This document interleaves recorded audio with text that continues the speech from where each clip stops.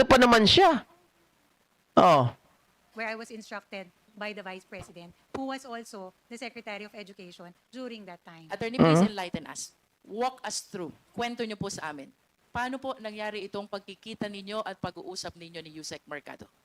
I was instructed first by the Vice President to call on Mr. Mercado. Kailan po yan? Hindi ko na po maalala. At least the year and the month.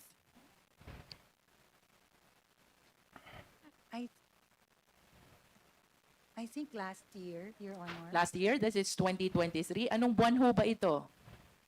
I am sorry, Your Honor, I cannot anymore recall. First quarter, second quarter? May amnesia. I cannot anymore recall. You Your should Honor. have remembered this because you are asking a high-ranking DepEd official to resign. This is Exactly. something which is very remarkable. Your Honor, Mr. Chair, it was, Please continue. thank you, it was really a task that was given to me, which I performed.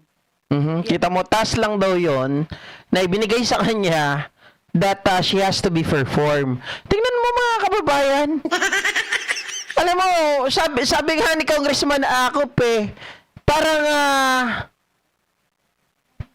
parang isang tao, para sa ating mga abogado, pinirmahan mo na yung kamatayan mo. Diba?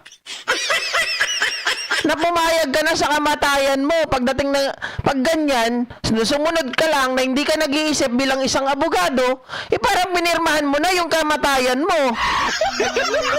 Bakit kasi sinasabing kamatayan? Kasi sa kanila may principle ata. At the same time, mga kababayan, kahit sa atin naman ang pangkaraniwang tao the moment na hindi ka nag-isip at hindi mo inaral kung ano yung pinipirmahan mo, it can use against you in the future. Di ba? Hindi pwedeng pirma lang tayo ng pirma. Hindi pwedeng sunod lang tayo ng sunod. Oh, kita nyo, yung mga pulis na inutusan ni Digong, sabi niya, I will take the full responsibility of everything that happened. Pero pagdating sa korte, sabi niya ganon, guilt is personal. Halimaw na yan. Diba? Biglang inilayo yung sarili, anak ka ng tinapa. Yes, but please walk us through. Oh. Paano, kailan, nangyari po itong pag-uusap niyong ito ni Yusek Mercado? Hindi ko na po maalala yung time, ma'am.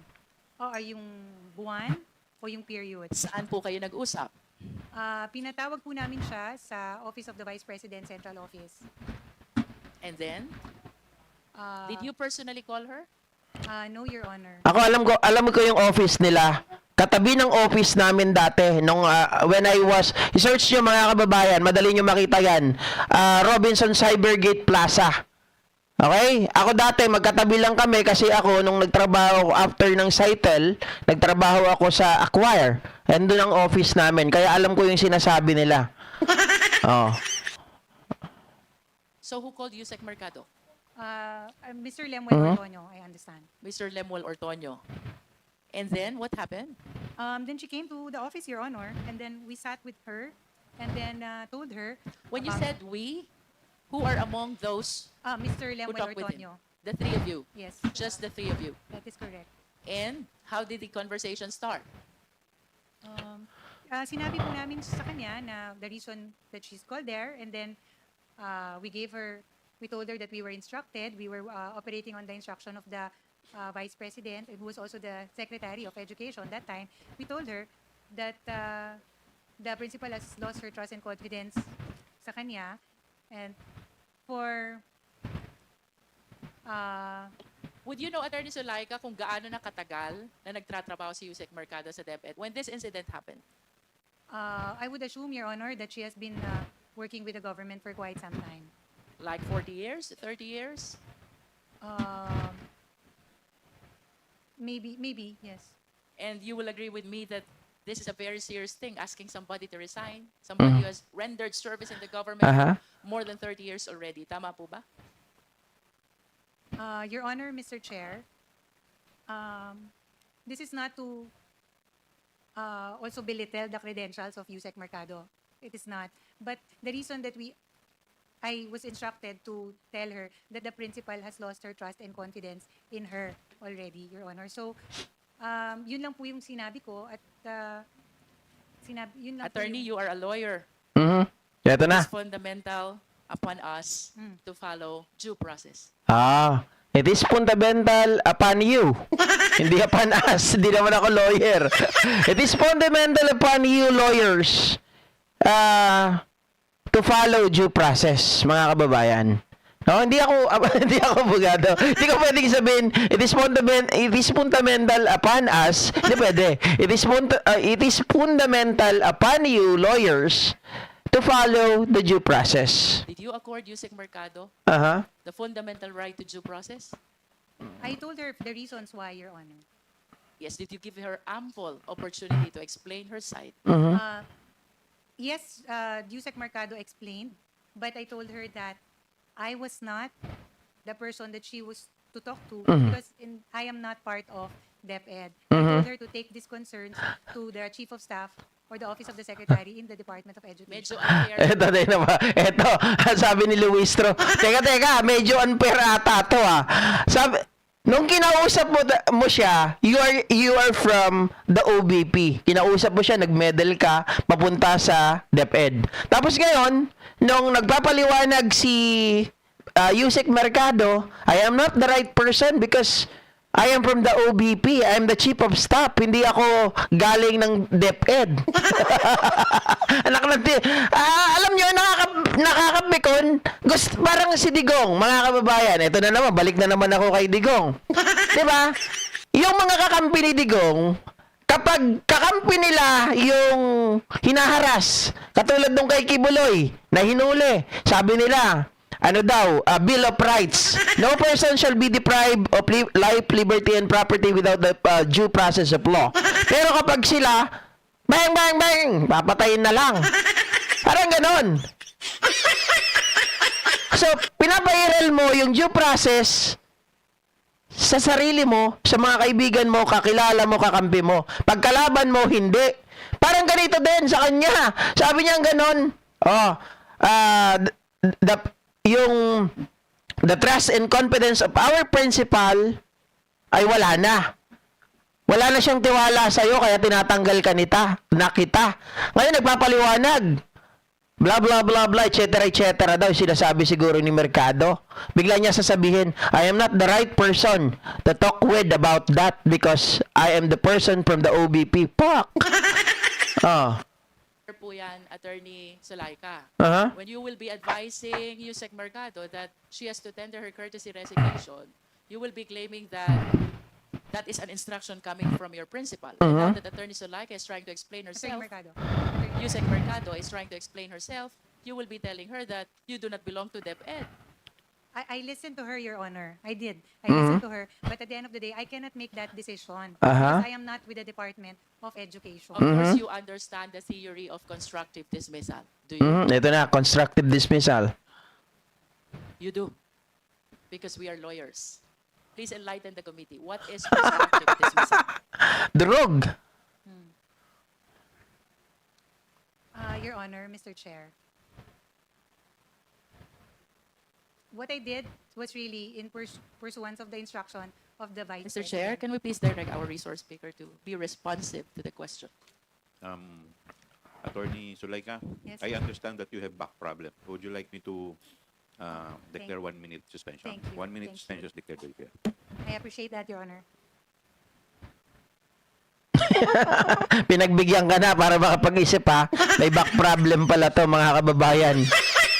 So hindi totoo. Ang ganda kasi talaga ng ginawa dito ni kasi attorney versus attorney. Alam niyo, marami tayong matututunan dito. Sabi ko nga, this is the moment na ang sarap makinig kasi pagkain ng utak natin ito 'Di ba? Marami tayong matututunan. Kaya nga sabi ni Panelo, pag hindi mo linyada, huwag kang makialam, sabi nila. 'Di ba? Pero tayo, bilang isang tao, mamamayang Pilipino, mga kababayan, mga ka-JP Natics, dapat tayong makialam at dapat nating alamin yung mga batas na ganito. Tama ba yung ginagawa nila? O mali na? So, dapat aware tayo sa mga bagay na ito because in the future, we can utilize. Di ba? Mga ka-JP Natics, no? Naalala ko lang yung sinabi sa akin ng isang Parang si Marcoleta ata yung naalala ko kahapon na pinapahinto niya na po yung Quadcom, yung mga investigasyon na kagaya nito. Because ito daw po ay pagsusunog ng pera ng taong bayan. My answer to him, hanggang ngayon wala pang reply, pero may scene naman na. Sinasabi ko po doon, bakit yung pinapahinto ang investigasyon na ginagawa ng Quadcom, yung ginagawa ng Committee on Good Government and Public Accountability? Isipin niyo po mga ka-GP Natics, kung wala pong nangyayaring ganito, sila lang ang nakakaalam, pwede na naman tayong mabudol pagdating ng panahon. At least dito, we Filipinos are aware of happening in our country. At alam natin kung sino yung mga ganid, alam natin kung sino yung mga matapat, sino yung mga matutuwid, at sino yung mga tao na nagpapaka-plastic lamang. Diba? Oh. You may proceed, Honorable Jinky Luistro. Mr. Chair, we are asking for the enlightenment of Attorney Salaika with respect to constructive dismissal. Yes, Attorney Lopez, please. Yes, Your Honor, Mr. Chair. From what I recall, constructive dismissal happens when an employee is forced to resign under certain circumstances. In the case of Yusek Mercado, she has the rank of undersecretary, and she serves at the pleasure of the appointing authority. So, given that the principal has lost her trust and confidence, then we can also ask for her to resign. To add, Mr. Chair, by constructive dismissal, you are placed in a situation where you have no other option but to resign. I understand that Yusek Mercado is occupying a position of confidence. However, Attorney Salaika, you will agree with me that the requirements of due process, notice and hearing are fundamental. Did you follow the requirements of due process before you asked Yusek Mercado to resign? I believe that the question is answerable by yes or no. I informed her, Your Honor, of the reasons why. She also Did you explained. follow the requirements of due process before you asked her to resign? Please be responsive. Yes, I followed the due process. Okay. If you Your did, Honor. meron ho ba kayong pwedeng i-present na notice of hearing where she can explain herself? What, Your Honor, if I may explain, in that isolated incident, I asked her, I told her the reason Papalusot pa? the principal has already lost her trust and confidence, and she did, which I think is a minimum, qualifies really as a due process. For what reasons were she being let go of? And then she also explained her side. She was given a chance to explain her side. Mr. Chair, if Attorney Salaika is maintaining the position that she followed the requirements of due process, question number 1, Okay. did you give her a copy of the complaint? Yes or no? No. Did you set a hearing for her? Yes or no? No, Your Honor. 3, did you come up with a resolution on the issue that is being charged against her? Yes or no? No, I Your believe Honor. no.